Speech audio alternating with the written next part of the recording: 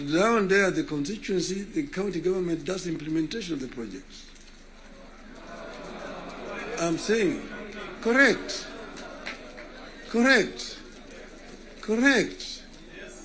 Down at the constituency, the county government. By the national government is supposed to do national projects, and we go down there. And there are functions which are clearly been assigned. Functions which have been clearly been assigned to the national government. I will tell you, your legislatures, and a very famous English politician said that I may not agree with what you have to say, but I shall not defend unto death your right to say it. So listen to me. Let me say it. And then you'll have a chance to come and respond. So I'm telling you, I know that sometimes the truth is very bitter. I was there, and we discussed with the Karue when he was moving around to bring the CDF. The CDF was brought because of circumstances that were prevailing at that time. In those days, with a centralized system of government, there were very little resources which are going down to the counties. And that's the reason why the Harambee became the major ways of mobilizing resources. Sometimes you find nearly 100 cards in your desk for Harambees here and there. Whenever the president moved around, we'll go around to counties, to the districts. And then we'll be addressing people. People will come up to tell them their problems. Mtukufu Rais, hapa kwetu barabara ni mbaya sana, haipitiki. Mvua ikinyesha kuna matope, barabara haipitiki. Mtukufu Rais, hapa kwetu shule yetu hapa, juzi mvua ilinyesha na upepo kaja katoa paa, watoto sasa wanasoma chini ya mti hapa. Mtukufu Rais, hapa kwetu hakuna maji. Mtukufu Rais, hatuna stima na kadhalika. When he stand to respond, to say, nyinyi mnasema barabara ni mbaya, mnasema hospitali hakuna dawa, mnasema upepo imechukua paa ya nyumba. Mjumbe wenu anafanya nini? Yeye anapiga tu kelele kule kwa bunge, anapiga tu kelele kwa bunge, hajali mambo ya maendeleo kwake. Kwa hiyo mimi nitatumia mtu kuja kufanya harambee, lakini leo mimi nitatoa pesa ya kujenga hiyo shule, ambayo kujenga hiyo nyumba, nitatoa pesa na kadhalika. That was the end of it. So the MP was the one who was being blamed for the failure of the national government to do certain things in their constituency. And that's the reason why we came up with the idea of CDF. That was that time. Exactly, that was that time. But then the constituency is now falls under the devolved government, which is being led by the governors. So constituency is not a devolved unit. And members of parliament themselves should not be involved in development, because they're supposed to be oversighting. They're supposed to be oversighting. If you have yourself being involved in construction of roads, building of schools, hospitals, who is going to oversight you? Who is oversighting you? So, Mr. President, I hold very clearly that these MPs know that they should not have any business in trying to implement projects in their constituency. Implementation of projects should be left to the county government. Secondly, the oversight, the national parliament oversight the national government, whether it is the National Assembly or the Senate. oversighting of governance, the responsibility of MCAs, members of the County Assembly, not the senators. It's not the responsibility of the Senate to oversight. Senate wasting time of governors to come and answer questions about roads in the counties. And thirdly, the issue of extortion. The issues of extortion. The issues of extortion. Majority Leader, you talked of, you did not talk of extortion, you talked of lobbying. Lobbying is okay. In the US, you've got lobby firms which are formed to lobby the members of the Congress. They come to lobby, they're known, they're officially registered as lobbyists. They come to lobby the members of Parliament. But lobbying is a different thing from extortion. From extortion. That you have a member, every committee has got a member who is how do you call him? Welfare bunge is giving a very, very image of Parliament, that members of Parliament should not be soliciting funds from because you see, listen to me, you know, the environment that we are creating here in this country is very, very hostile to investments. Foreign investors who come to the country bring their resources in the country to invest it here. And when they bring their resources, when they find there's too much bureaucracy and there's too much extortion, they run away. Private capital is risk shy. And when, for example, somebody has come with his resources to start a project, and then you find somebody beginning to make noise that, oh, this project has not been approved. This project has not been approved. Or this project is being corruptly implemented. They run away. And delaying of the projects. And you find a situation where members of Parliament inviting parastatals and so on, and even purporting to be cancelling projects that have been signed. That is the work of the executive, not the work of the legislature. So legislature should not be competing with the executive in terms of implementation of projects. Allow the executive to implement and just correct them when they go wrong. That's if the country will develop. Create a healthy environment for implementation of projects in the country. Then this country will develop. I know I'm being too honest with you people. And I know that the facts, the truth sometimes is so painful, but I think it is important to say this to honorable members of Parliament. Thank you very much. May I now invite my brother to come and address you people.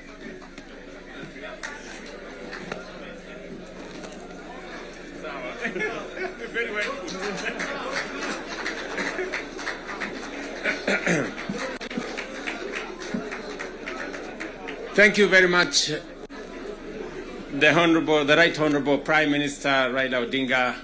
Ladies and gentlemen, let's take our seats. Thank you very much.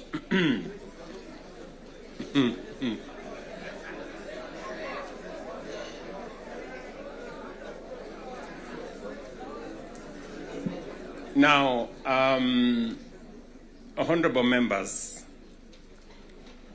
let me join the Right Honorable Raila Odinga and all the leaders who have spoken before me to welcome all of you to this very important first ever parliamentary group meeting that brings the two major coalitions together today here in Karen. Karibuni sana.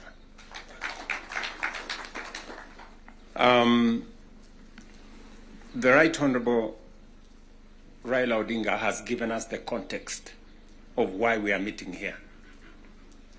I really would want to add not so much, because he has ably contextualized why we are meeting here today. That we have a nation to look after and we have a nation to protect, and there are options that are available to us, and I think we chose to protect the nation called Kenya by our coming together. And so I want to commend both the Right Honorable Raila Odinga and the ODM party, my former party, for standing up to be counted when the country needed leaders to stand up for Kenya. It may have been easy to do the opposite. It may have been popular to do the opposite. I know many people have vilified the Honorable Raila Odinga and the ODM party for the decision they took to stand for Kenya when there was need to do so. And let me say the following as the President of Kenya today. We have come from very far as a nation. We stand here today as a robust democracy, a nation that is making strides in our national development. And I want to speak to you candidly. I don't have a written statement because I really wanted to speak to you from my heart. Because where I stand today, I've had a political journey as a person.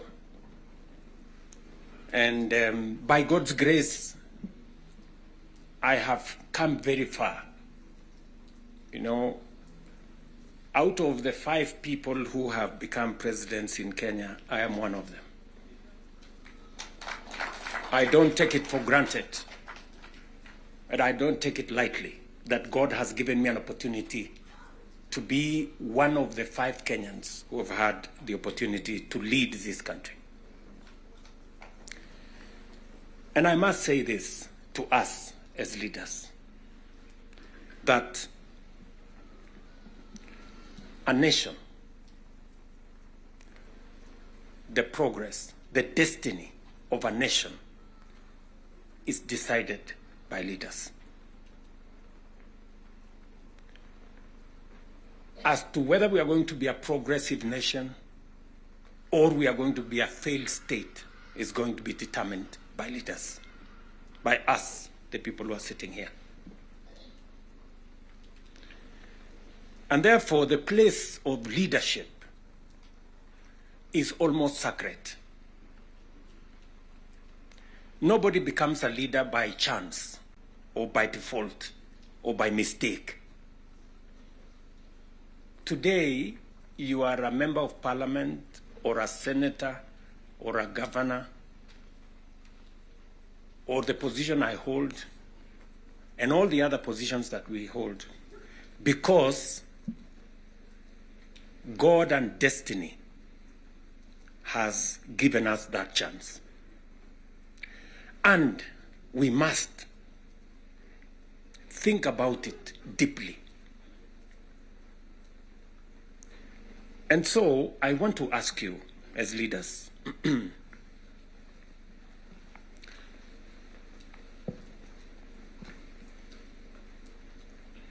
the Honorable Prime Minister has given us a history of countries. I will add to that list 2 countries. Singapore and Kenya were the same countries 60 years ago. Malaysia and Kenya were the same 60 years ago. But today, we play in different leagues. They have managed to progress to the first world. We are still where we are. The difference between what Singapore has become and what we are is leadership.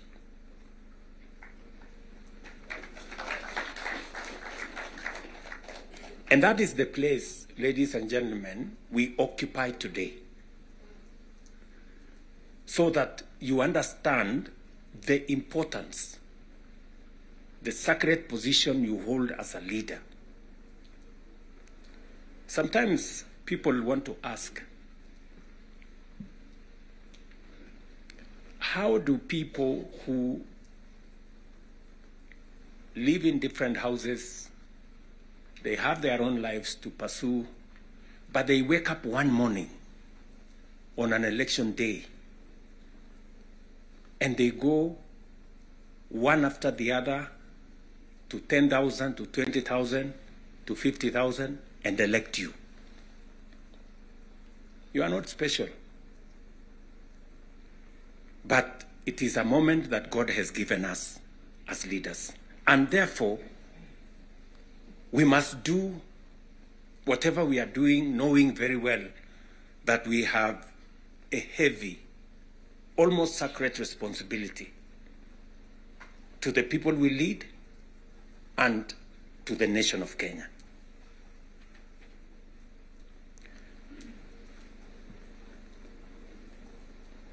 And it is not that we don't know what we should be doing. We all know what we should be doing. It is not that we have shortage of ideas. It is not that we have shortage of what we need to do. In fact, I dare say we have some of the very best ideas. We have very good manifestos all the time. And in fact, if you look at, and I keep referring to this, if you look at the manifesto of Kenya Kwanza and the manifesto of Azimio, the difference is hardly 20-30%, 70%. We share what we think should be fixed in Kenya. But politics somehow has taken our country hostage, that we cannot do what we all know we should do.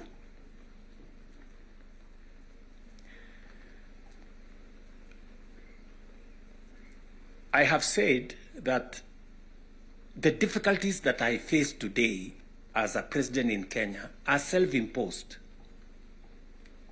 You know, I imposed on myself all these difficulties. Implementing the new funding model, implementing SHA, implementing housing, doing all those things. If I hadn't done any of those, I would be a very popular person, and but the country would not have moved anywhere. I am confident that if Raila had become president, he would be doing what I'm doing. Yes. He would be implementing SHA. He would be implementing housing. He would be doing reform in the education. He would be doing reform in agriculture. I know that for a fact because I have been in his school of leadership. That's the correct position. And he would be as unpopular or as he'd be having the same difficulties that I have today. But these are necessary for Kenya to change. Friends, we cannot change the country otherwise. And that is why he has the courage to stand here and tell you, let us stop the extortion. Yes. Very few leaders can stand here and tell you to stop the extortion that is going on in Parliament. I'm telling you the truth. Very few leaders. Because we like making peace with mediocrity. Or, and trying to explain things that we shouldn't be explaining. Now let me ask you, friends, we are all friends here. Yeah, we are one team, or so I guess. This fellow who is called chairman of welfare in committees, what is their job? What is their job? Extortion, that's it. And that is what Prime Minister is saying.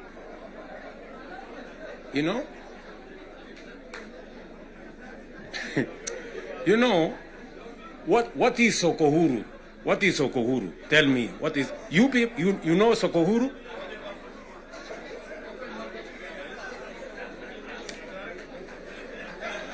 So, let me tell you. No, you see, and this is the same problem that we face. This is the same problem that we face. Because, look, for example, we passed the law that we all know, friends, we all know the problems we go through with fundraisings for people who have hospital bills. All of us. In your phones, you have WhatsApp groups. So-and-so has this, this condition, so-and-so has this condition, contribute here. True or not true? Yes. But we don't want to fix it because it's difficult. But I must commend you. I must commend the members of National Assembly and Senate because you took the courage and passed the bills that today is beginning to solve the problem of health in Kenya. It may not happen instantly, but all of you can now see that there is a possibility that we can sort out the challenge of health and health delivery in Kenya. But because we had to be bold, we had to be bold and make the necessary decisions. Today, we are dealing with the crooked hospitals and health professionals who still want to steal from SHA and to steal from our health provision. And we will go after them and we will deal with them. So, what am I saying? I am saying the following. If we have to change Kenya, my friends, we have a historic opportunity today with this broad-based government, we have a historic opportunity to unleash the full potential of Kenya. We all believe, I do, that Kenya is a very great country, this country of ours. There is absolutely no reason why Kenya is not like Singapore. We have what it takes. Let me repeat. We have what it takes to measure up to the countries in the first world. Yeah. Yes, we do. Yes, we do.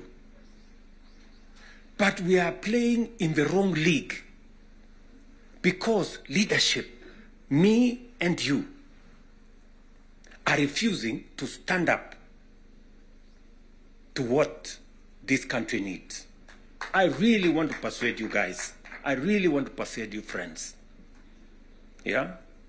This is not about William Ruto. I am here today, I will not be there tomorrow. This is not about Raila Odinga. Right?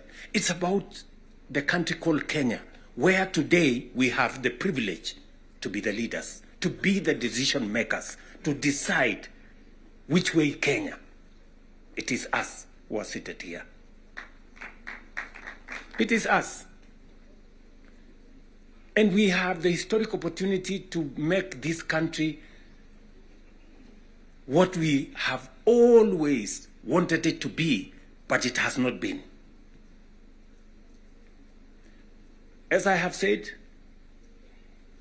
the same way Raila Odinga can stand here and tell you we must stop the wrongs, I have also said that I am ready to pay whatever price to make this country change. Yes, we must change this nation, and we can do it. Look, housing was part of our conversation for the last 30 years. Yes, we've always talked about housing and how important it is and how it is going to create jobs, how it is going to stop land fragmentation, how it's going to allow us to produce, to save land that is meant for food, how we are going to have decent housing, how we are going to reduce on slums, how we are going to have decent livelihoods. We've always said that. The Right Honorable Raila Odinga tried with the first slum upgrading projects. We started there. The housing levy, go and read the Azimio manifesto. Read the Kenya Kwanza manifesto. It is there. It is there in both manifestos. We now are seated here and we have the opportunity to implement what was in the Azimio manifesto and what was in the Kenya Kwanza manifesto. Friends, why don't we just do it? Why don't we just do it? We will do it? Yes. Let us just hold it out and look. You can see for yourselves how transformational it is. Today, using the housing levy, we are not only doing housing, we are doing markets, we are doing hostels. And I promise you, what you see in Mukuru, what you see in Kisumu, because I have been there with Baba here, what you see in Eldoret, what you see in Nakuru, what you see in Kiambu here, what you see in almost every part of Kenya, is just housing implemented for 2 years. And you can already see the kind of impact it is having, the number of jobs it is creating, the way it is bringing change in our towns and cities.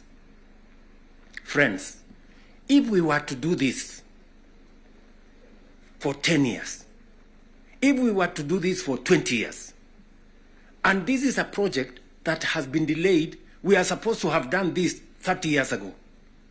Tell me, if housing was implemented 30 years ago, how Kenya would be looking today. We wouldn't be different from Singapore. We may have started late, but we now have a chance to do it. I want to ask you, I want to request you, for us to come together. And we are not coming together so that any one of us can get anything. We are coming together so that we can transform this country. And it is possible in our lifetime to change Kenya. In our lifetime. We now have maybe 320, 350,000 young people working in that space. We could double that to 700 in the next 2-3 months. We could scale up that to 1 million by next year.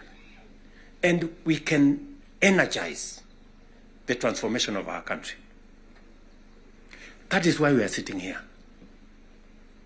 That is why Baba and I have called this PG. Baba has told you we are here for Kenya. I am buttressing what we are saying, what he is saying, by telling you what we can achieve together. What we can do in our agricultural transformation. If it was not for the broad-based, for example, we wouldn't have had the kind of change that is required in our sugar sector. And I want to tell you, watch this space. In just 2 or maximum 3 years, Kenya will be a net exporter of sugar. just 2 or 3 years, this country, which perennially we have been looking for safeguards from COMESA, every year we are looking for safeguards from COMESA. We are spending public money to go and pay for sugar, to go and pay for farmers, to go and pay for workers who don't work for government, just because we couldn't bite the bullet and tell the crooks there to get out. Now we have told them to leave. And I want to promise you, I want you to hold me to it. We are going to change the sugar sector. We are going to change the coffee sector. You have already seen what is going on in coffee. There is still a little bit of pushback, but we will deal with it. And on and on and on, and we can transform our whole agricultural sector. Just the little interventions that we have done standing together. You people in Parliament making sure that we are subsidizing production. And I must commend, Parliament has always provided money for us to support the production of the country, either through fertilizer or seeds or other interventions when we have brought it to Parliament. So you're part of the making of the history of our nation. Just imagine we have reduced the imports of maize, for example, by 70%. Reduce the imports of sugar by 70%. And we can make that progress if we are focused on where we want to go. And that is the reason why we have to make the decisions that we have made work. It is the reason why Baba and I have appointed Agnes Zani and her team, so that what brought us together, we don't forget. The 10-point agenda that we have signed buttresses what is actually in our manifestos. The NADCO report, we all know what it is supposed to achieve. And if we stand together, we can achieve all the legislation that is recommended by the NADCO report. Parliament has what it takes, to do this. For Kenya, we can do it. And I want to persuade this PG. I was in Parliament when NGCDF was passed. And the principle was right, because there wasn't any meaningful resources getting to the grassroots. And the big push for devolution in the constitution-making process was 3 principles: making sure that resources get to the grassroots, making sure that there is representation at the grassroots, and making sure that accountability is also at the grassroots. So we need a conversation. There are legitimate concerns on how resources are being spent at the counties. There is. We cannot also run away.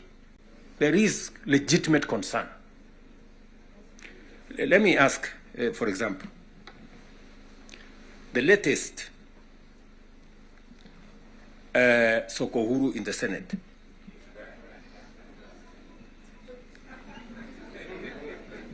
Because you have to accept, by virtue of the position I hold today, I am a consumer of raw intelligence.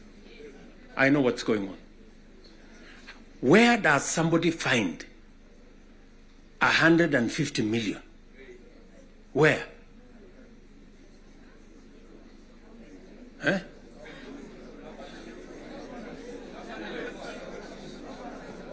Is that his money? That is money that belongs to the county. Is that correct or not correct? Yes. Let me ask you, members of parliament who are seated here.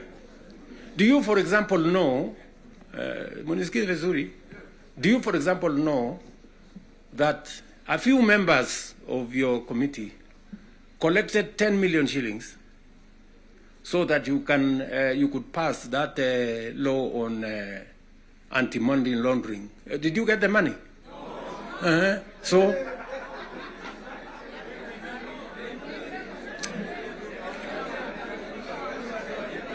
So, going forward, si tunataka tukubaliane, si we are one team. Yes, there are people who are destroying the credibility of Parliament. And they are collecting money in the name of Parliament. And some of the time, or most of the time, that money never gets to Parliament, it gets to a few people. We are not going to shame them. We are going to arrest them. Yes.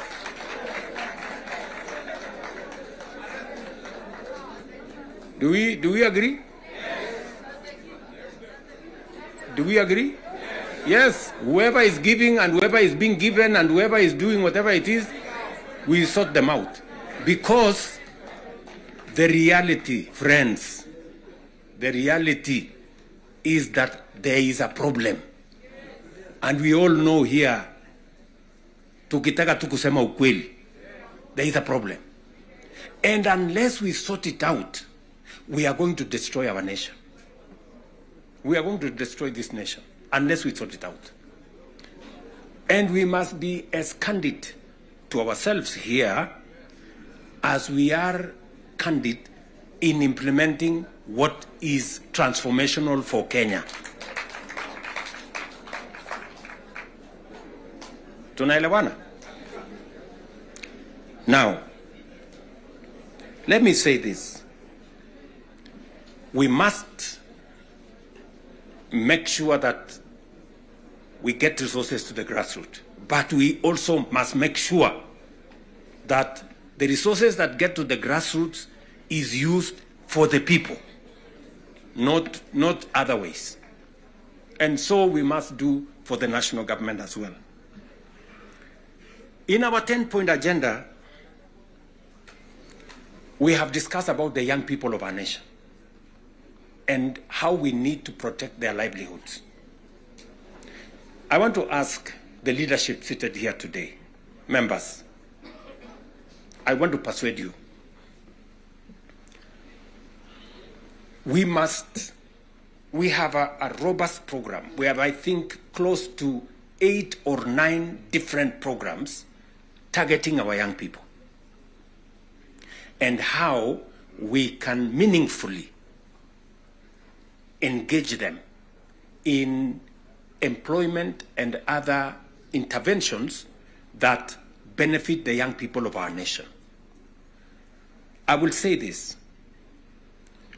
We spend close to 650 billion shillings every year in education, making sure that our young people go through primary school, ECD, primary school, junior school, secondary school, TVETs, and universities. We must equally have clarity in how these 650 billion shillings we spend every year, at the end of the day, how do we recover that money by making sure that our young people become a resource for the development of our nation instead of being a problem to our nation? We must do that. And there are 6-7 interventions that have gone through Parliament. Housing is one of them. Export of labor is another one. Digital jobs, and every member of Parliament here, especially of the National Assembly, you have resources to do ICT hubs. I remember discussing with Sirma there, chairman of NGCDF. I remember discussing with Kiarie, the chairman of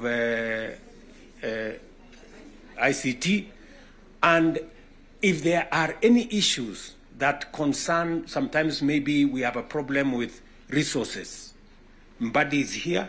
He knows that if there are resources that needs to be made available, it's for us to provide interventions for young people to get an opportunity to work. You know very well that we can create hundreds of thousands of jobs in the digital space.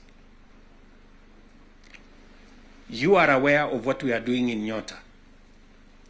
You are aware of what we are doing in KJet. And if you don't, we should be able to explain to you so that you become part of the people, because you speak to hundreds of thousands of people every weekend, every day, as you go about your responsibilities, how they can tap into these opportunities and create livelihoods for the young people of our country so that they too can make a contribution towards making Kenya what we all want it to be.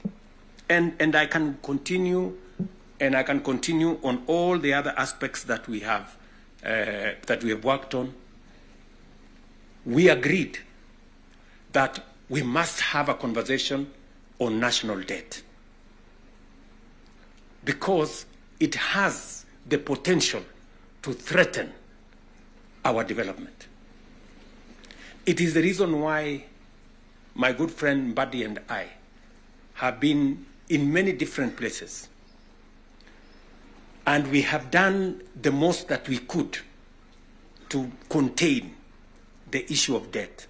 We have gone out of our way to look for alternative sources of funding so that we don't always go to borrow.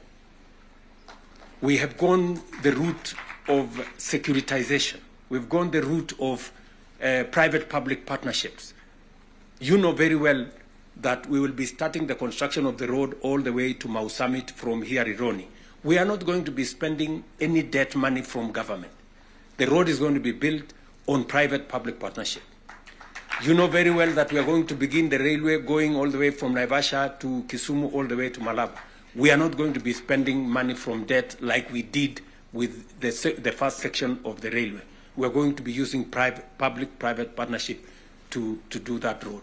And many others that we have, we are thinking outside the box so that we can craft alternative mechanisms of delivering on public infrastructure or public goods without necessarily endangering the country with national debt. So we are working at it. It is part of the recommendation of the 10-point agenda that we must deal with.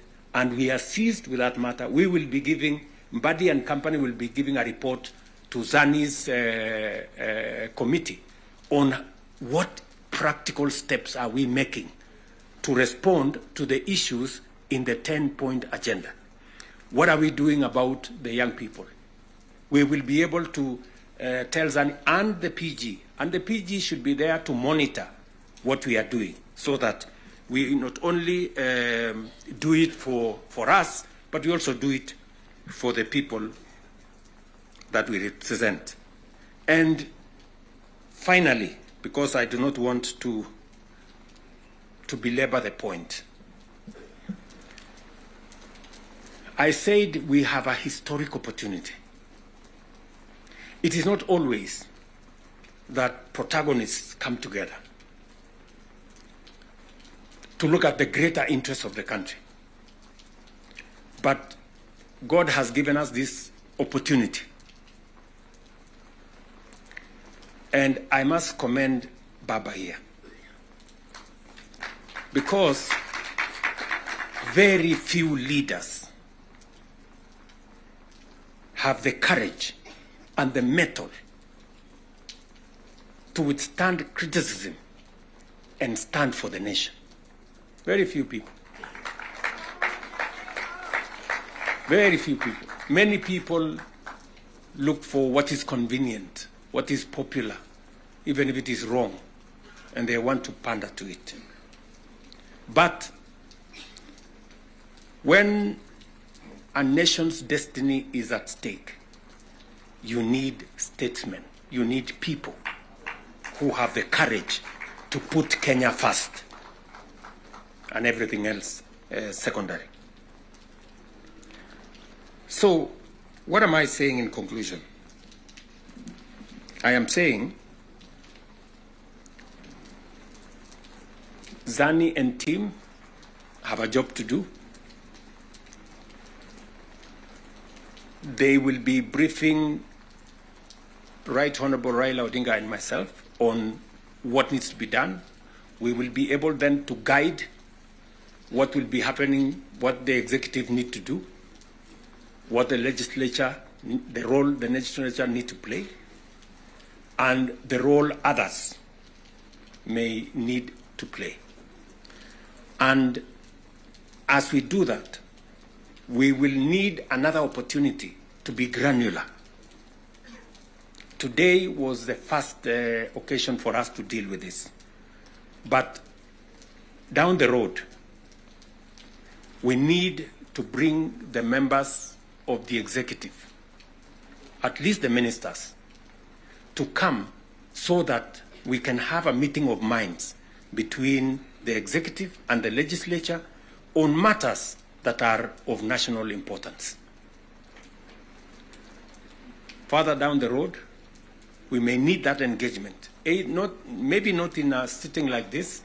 Maybe we can organize a retreat for 2 or 3 days so that the questions I see members of parliament asking on some of the programs, we can fully understand the import of the programs we are running, what they are meant to achieve, the transformation that is supposed to happen, and how we position ourselves to make sure that we provide the push necessary for that transformation to happen. Again, focusing on the greater picture, the bigger picture of our nation. So, ladies and gentlemen, I want to say thank you very much for coming for this session. I know we will listen to you by way of feedback on some of the things that you want us to respond to. We are here because we are one team and we want to succeed together. And we want to make sure that none of us is left behind. Are we together? So, mimi nimesema asante sana. If there are any questions directed to me, I will be willing and ready to answer. If there are some directed to any one of us here, we will